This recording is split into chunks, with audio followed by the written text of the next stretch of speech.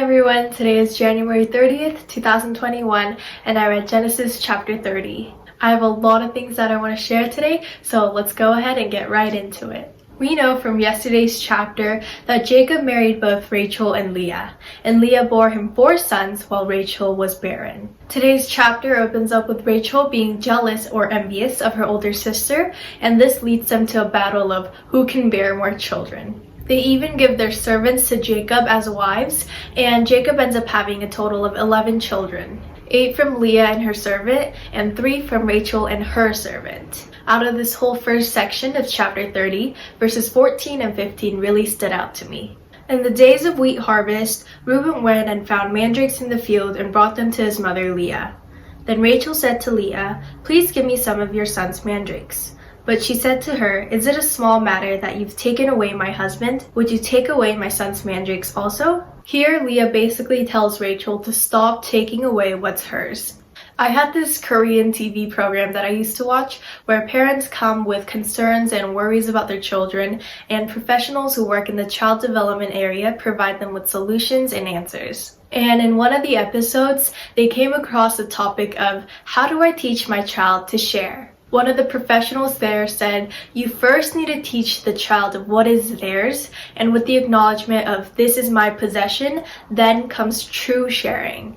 I personally disagree with this idea because I think from a young age, children should be taught that all things come from God and that we didn't earn anything, but we were given all things. Therefore, we should be able to share without trouble. Because in the first place, it's not mine, but it's God's. Leah, however, was not aware of this idea, and so she tells Rachel to stop taking her possessions and asks why she wants to take all her things away so badly. Leaving that there, let's move on to the next part of today's passage. As soon as Rachel gives birth to her first child, Joseph, Jacob expresses to Laban that he wants to basically move out. Then Laban says to Jacob that he's been so blessed through him and that he wants to give something in return. Then Jacob answers that he will be taking the spotted or speckled, black, or basically not so pretty or messed up cattle of Laban's. Now this is the part where I was like, why guys, why? So stop. I think it's honestly ridiculous seeing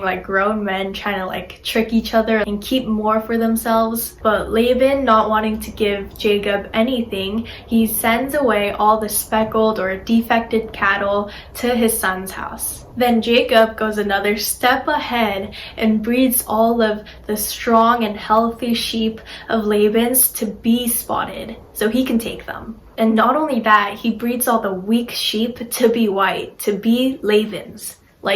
Hello? It also says that Jacob peeled sticks to be striped and then showed them to the sheep while they were making babies so that their babies could be also striped and weird so he could keep them. Honestly, of course, we know that showing animal sticks aren't going to make their babies look like the stick, and we know that God helped the genetics to be like that, but yeah, that's how hard he tried. To summarize that whole story, I want to read us verses 41 to 42. Whenever the stronger of the flock were breeding, Jacob would lay the sticks in the troughs before the eyes of the flock, that they might breed among the sticks. But for the feebler of the flock, he would not lay them there, so the feebler would be Laban's and the stronger Jacob's. I want us all to learn from these people. What I took away was let's live today and let's live the rest of our lives, giving and sharing because God gave to us first.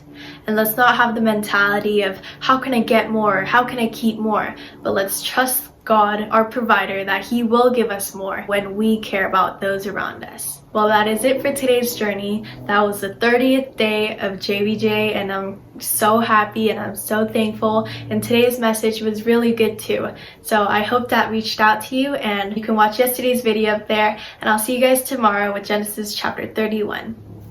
Bye. I'm honestly not going to name my child Jacob, and I'm really curious why people name their sons Jacob.